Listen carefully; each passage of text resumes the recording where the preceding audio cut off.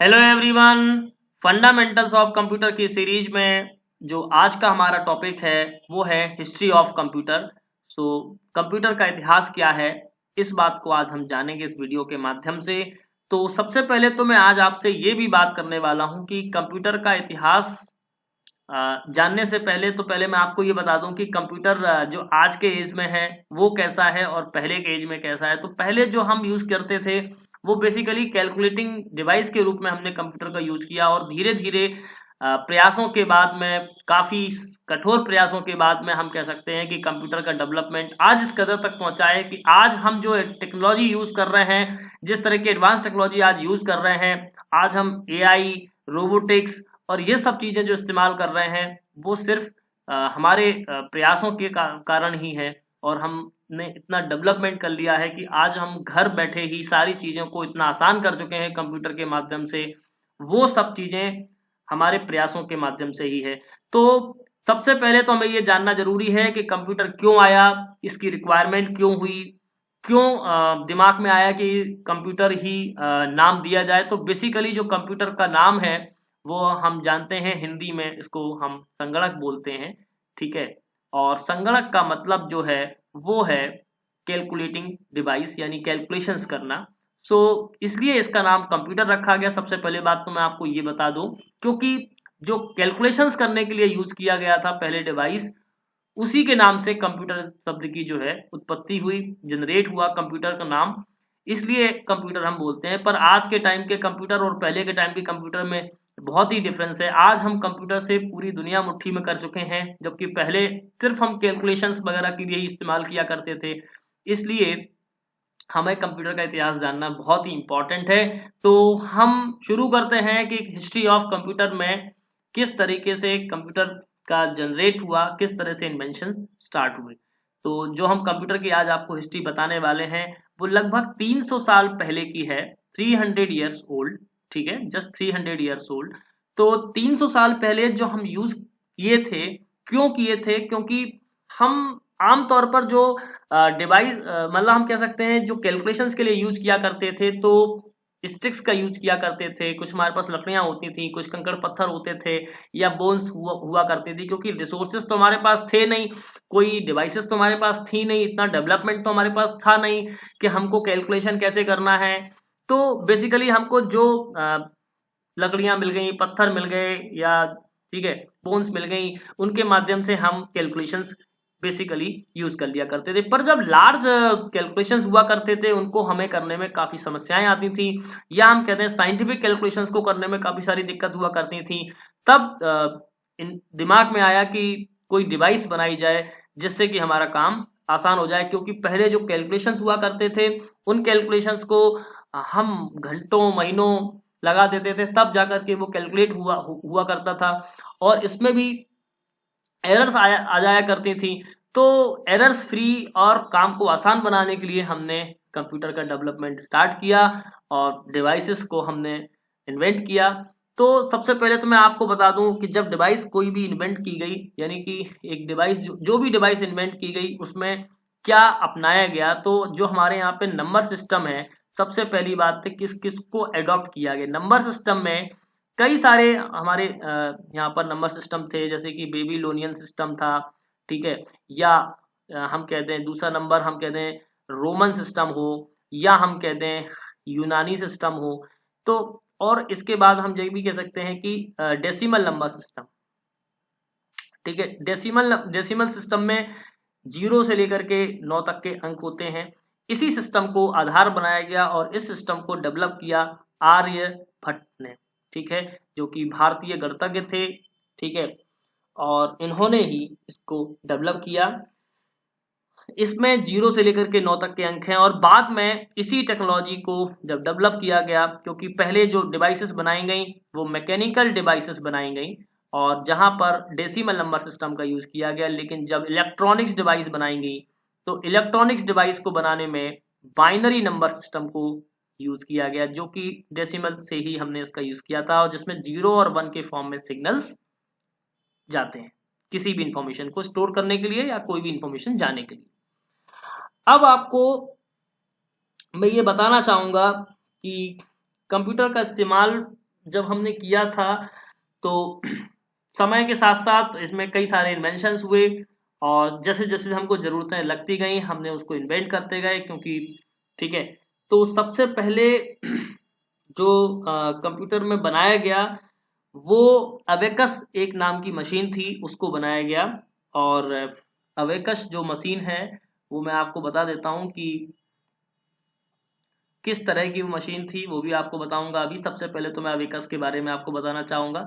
Abacus जो है scientist थे, और इसको चाइना ने चार अराउंड 4000 ईयर्स पहले इसको इन्वेंट किया था चाइना ने। और कंप्यूटर की हिस्ट्री में सबसे पहला कंप्यूटर यही इस हम कह सकते हैं, और यहीं से कंप्यूटर का एज स्टार्ट हुआ। ठीक है।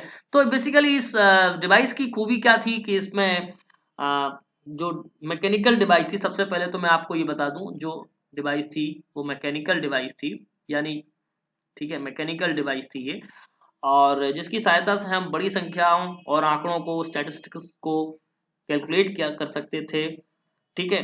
लगभग मैंने आपको बता ही दिया है कि कितने साल पहले इसका डेवलपमेंट हुआ। तो इसमें बेसिकली कुछ बीड्स होते हैं और कुछ रॉड्स होती हैं एक बॉक्स में, वो लगभग होती हैं, और उन हम कह सकते हैं कि जो मोतियों में मोती हैं या जो भी बीड्स हैं, उनके फिसलने से या उनको हम खिसकाते हैं आपस में।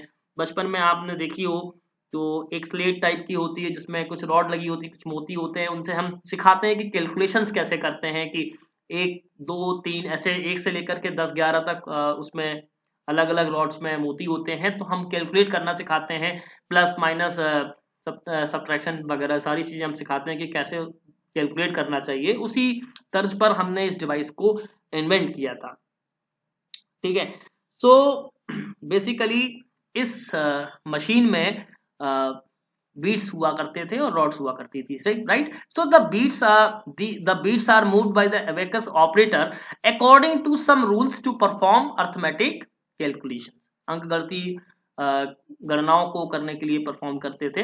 सो abacus is still used in some countries, like आज भी कई जगह पर इसका, जैसे लाइक चाइना, रशिया या जापान में यूज करते हैं। अभी मैं आपको इसकी तस्वीर दिखाऊंगा, एक पिक्चर दिखाऊंगा, जिसके माध्यम से आप जानेंगे कि किस तरह की ये मशीन थी। देखिए, आपने देखा होगा, बहुत जानी पहचानी ये लग रही है। देखिए, ये कुछ मोती हैं, इसमें एक छड़ है और एक रॉड है, और ये देखिए एक आयताकार या रेक्टेंगुलर बॉक्स है जहां पर ये मोती हैं, जिनके माध्यम से हम इन कैलकुलेशंस को बहुत ही आसानी से सॉल्व कर लेते थे। ठीक है। तो इसी क्रम में जब अबेकस बनी, उसके बाद एक हम कह सकते हैं नेपियर बोन्स। ठीक है, एक साइन ये थे नेपियर बोन्स का नाम हमने सुना होगा। ठीक है। इन्होंने, सर जॉन नेपियर ने 1616 में इस मशीन को बनाया था, और नेपियर बोन्स के नाम से वो मशीन है। तो बेसिकली इसका जो यूज था वो ये यूज करते थे एडिशन सब्ट्रैक्शन में। ठीक है। नेपियर बोन्स को भी यूज किया गया एडिशन में, ठीक है, मल्टीप्लिकेशन में या सब्ट्रैक्शन में। ठीक है। और डिवीजन, यानी कि जो बेसिक 4 ऑपरेशंस हैं उनको कैलकुलेट करने के लिए इसका यूज किया गया। इसमें भी एक रेक्टेंगुलर होती है, इसमें भी साइड कुछ रॉड्स होती हैं, एक रॉड होती है, और उससे ही ये बना हुआ होता है। तो अब हम आपको एक सबसे इंपॉर्टेंट बात बता दें नेपियर बोन्स की। नेपियर बोन्स ने लॉगरिथम्स का इन्वेंशन किया था। आप वो लॉग, जो आप मैथ्स में लॉग पढ़ते हैं, मैथमेटिक्स में जो आप लॉग पढ़ते हैं, उसको इन्होंने ही इन्वेंट किया था। ठीक है। सर नेपियर ने ही इसको यूज किया था। और लॉग्स के जो हमने यूज किया था, किसी भी मल्टीप्लिकेशन को कम से कम टाइम में हम इसको सॉल्व कर सकते हैं, राइट। इसमें लगभग एक आयताकार छड़ होती है और एक रेक्टेंगुलर रॉड होती है, जिसके सेट से ये बना होता है। लगभग 11 रॉड्स में होती हैं, और जो इसमें छड़ की एक जो 11 रॉड्स की एक सेट होती है, इसमें हम कह सकते हैं कि जो रॉड्स हैं इनको बोन्स कहा जाता है, इसलिए वे जो बने होते थे पहले हाथी दांत के बने होते थे। ठीक है। हाथी दांत के बने होते थे। ठीक है। जो भी छड़ बनी होती थी वो हाथी दांत, या हम कह सकते हैं इंग्लिश में इसको बोलते हैं आइवरी। ठीक है, आइवरी। इसको बोलते थे, ठीक है। So it was a manually operated calculating device which has invented, ये मैंने आपको बता ही दिया, और मर्चेस्टन में इसको डेवलप किया गया था। So in this calculating tool ही हैज 9 डिफरेंट, यहाँ पर किसी किसी जगह पर 11 भी होंगे, यहाँ पर 9th है। 9 different ivory strips or bones are marked with the numbers to multiply and divide. So the tools became known as a Napier bones. इसलिए इसका नाम bones है। So it was also the first machine to use the decimal point. Right? चलिए,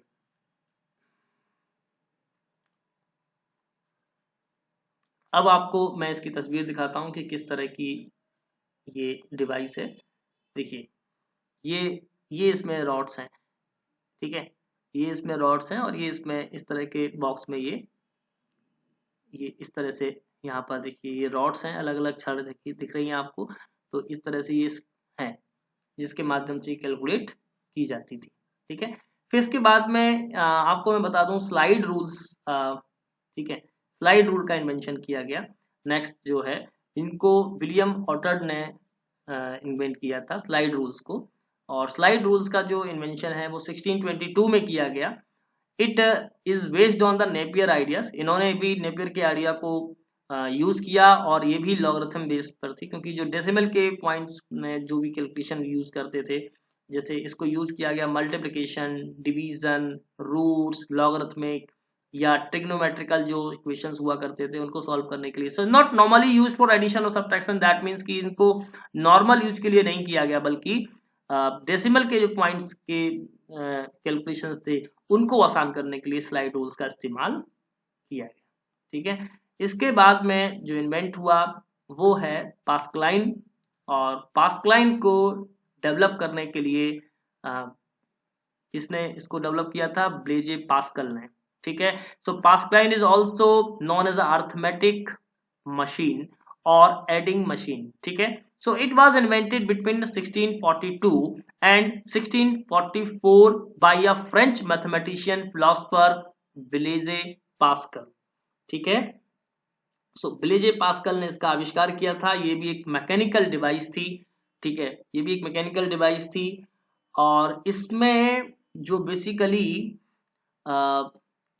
था वो क्या था? एक तो first mechanical device and automatic calculator भी हम इसको कह सकते हैं। So Pascal invented this machine to help his father. अब इन्होंने, इनके दिमाग में कैसे आया? तो मैं आपको बता दूं, इनके दिमाग में, इनके फादर जो थे वो एक टैक्स असिस्टेंट थे। इनके जो फादर थे वो टैक्स असिस्टेंट थे, और तभी इन टैक्स अकाउंटेंट कह सकते हैं, टैक्स अकाउंटेंट, टैक्स अकाउंटेंट कह सकते हैं। और उसी से इनको एक आइडिया आया कि हमको एक इस टाइप की मशीन को डेवलप करना चाहिए, ठीक है। So it could only perform addition and subtraction, ये सिर्फ एडिशन और सब्ट्रैक्शन को ही परफॉर्म कर सकती थी। It was a wooden box, ये भी एक लकड़ी का बॉक्स था, with a series of gears and wheels, यहाँ पर कुछ पहिए होते थे और गियर्स हुआ करते थे। So when a wheel is rotated, जब व्हील रोटेट होगा, एक चक्कर पूरा करेगा, so it rotates the neighbouring wheel, मतलब इसके साथ में दूसरे जो उसके पास वाले व्हील्स लगे हुए थे वो भी रोटेट होते थे। So a series of windows is given on the top of the wheels, यहाँ पर इसी तरह की सीरीज लगी हुई व्हील्स की, टू रोड द टोटल्स, ठीक है, टू रीड द टोटल्स, यानी जितने भी सीरीज हैं घूम रहे हैं तो उनको रीड करेगा कि कितना हुआ इसका टोटल। अभी मैं आपको बताऊंगा। 100, 10 से 100, 1000 के साथ जोड़ने घटाने में, मतलब काफी बड़े कैलकुलेशंस को हम कह सकते हैं, बहुत ही तेजी के साथ में ये कैलकुलेट कर सकता था। ये जो साइंटिस्ट थे ब्लेजे पास्कल, ये इन्होंने इसको 19 इयर्स की एज में इसको इन्वेंट किया था, तो सबसे कम उम्र में इस मशीन का इन्होंने विकसित किया था। और डायल सिस्टम के थ्रू इन्होंने, जो मशीन में व्हील्स हैं उसको डायलिंग के माध्यम से इन्होंने इसको ऑपरेट किया था, ठीक है। अभी मैं आपको इस इमेज की मैं आपको तस्वीर दिखाता हूं कि किस तरह से इन्होंने इस मशीन को डेवलप किया था। ये देखिएगा, यहाँ पर ये व्हील्स लगे हुए हैं, ये व्हील्स की सीरीज लगी हुई है, और यहाँ पर 0 से लेकर के सभी में 9 तक अंक होंगे, तो रोटेट होता था, उसको ये रीड कर लेंगे, तो उसके हिसाब से कैलकुलेट हो जाएगा कि इतना रिवॉल्यूशन ने कर लिया, यानी कैलकुलेशन कर देगा। इसके बाद में जो नेक्स्ट मैं आपको बताऊंगा, नेक्स्ट जो इसी के तर्ज पर आई वो है स्टेप रेकनर और लेवनिज व्हील। ठीक है, सो ये बेसिकली कौन सी मशीन है?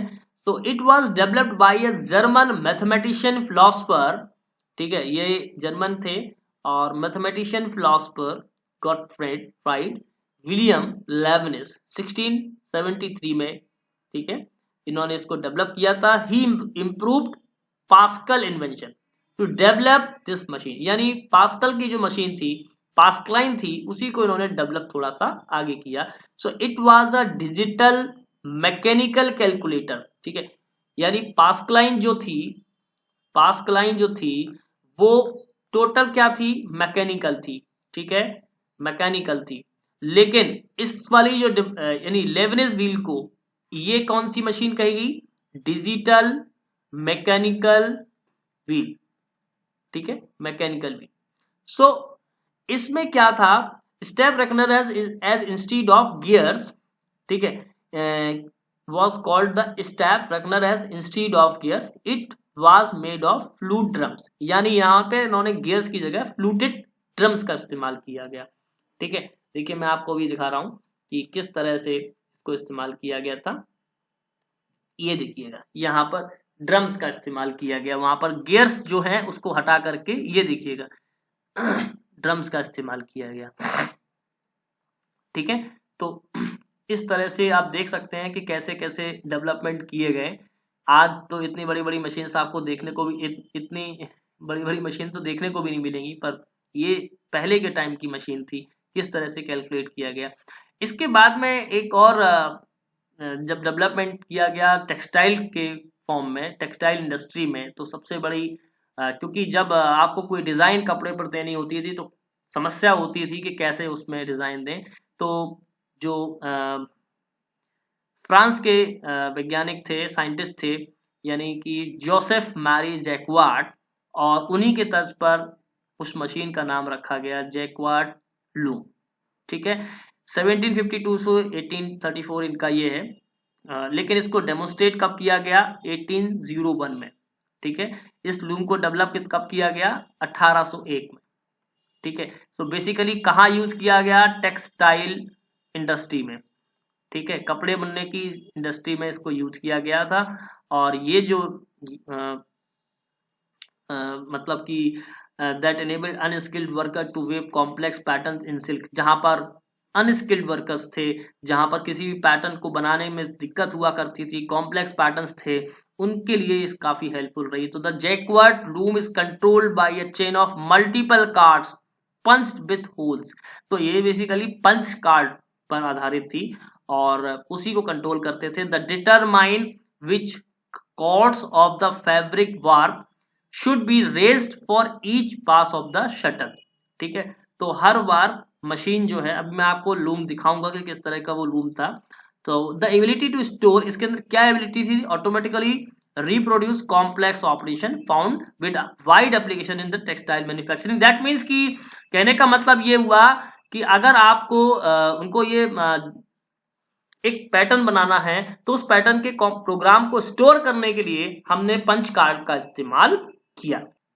ठीक है, देखिए ये जैक्वार्ड लूम है, जिसमें देखिए आप ये कपड़ा बुना जा रहा है और कोई पैटर्न जो है वो आपका इस कपड़े पर आके छप जाएगा। ठीक है, तो उसमें पंच कार्ड के माध्यम से वो पैटर्न बनता था, यानी कुछ होल्स के माध्यम से ये पैटर्न डिजाइन कर देता था। ठीक है, उस तरह के प्रोग्राम्स को स्टोर करने के लिए इस लूम को बनाया गया, क्योंकि कॉम्प्लेक्स पैटर्न को हम हाथ से नहीं बना सकते थे, इसको एक मशीन के द्वारा ही डिजाइन किया जा सकता था। उस फील्ड में इसका इस्तेमाल किया गया।